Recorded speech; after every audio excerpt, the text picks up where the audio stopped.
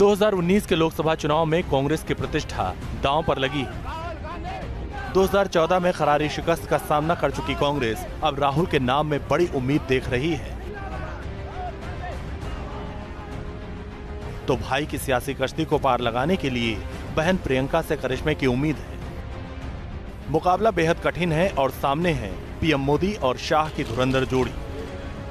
चुनाव की तारीखों का ऐलान हुआ तो कांग्रेस के दिग्गज नेता दावा करने लगे कि मोदी शाह की जोड़ी पर राहुल प्रियंका भारी पड़ेंगे। ट्विटर पर कांग्रेस के पैगाम का इशारा तो यही है, बिगुल बजा है, अब जनता की बारी है, झूठ से लड़ने की पुरजोर तैयारी है, झूठों के शासन को हम देंगे मार, कमर कसी है हमने, अब की जीत हमारी। मुझे पूरा विश्वास है कि इस विफल सरकार को इतनी बुरी तरह जनता जो हरा कर भगाएगी कि आप जब 23 तारीख को शायद काउंटिंग है, 23 तारीख को जब आप रिजल्ट देखेंगे तो शायद 70 साल के इतिहास में रूलिंग पार्टी इतनी बुरी तरह कभी नहीं हारी। राजनीतिक प्रयोगशाला कहे जाने वाले यूपी में इस बार की लड़ाई काफी दिलचस्प है। बीजेपी के विजय रथ को थामने के लिए पहली बार प्रियंका गांधी खुलकर सियासी मैदान में है, तो समाजवादी पार्टी और बहुजन समाज पार्टी ने गठबंधन का मोर्चा खड़ा किया।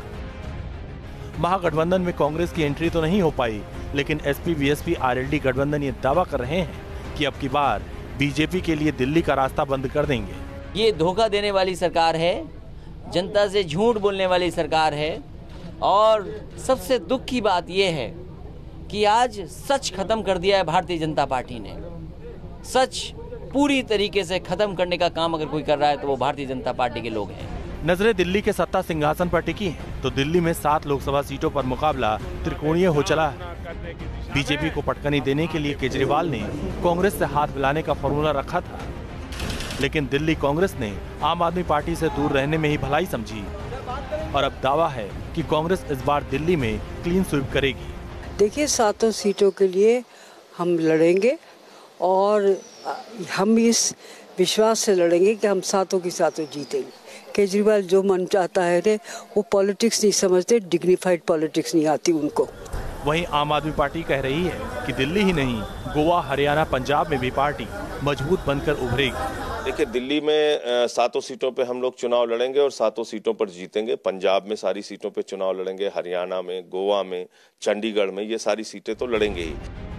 बिहार की 40 सीटों पर 7 चरणों में चुनाव होगा। पिछले चुनाव में एनडीए ने 31 सीटें जीती थी। पिछली बार नीतीश एनडीए में नहीं थे।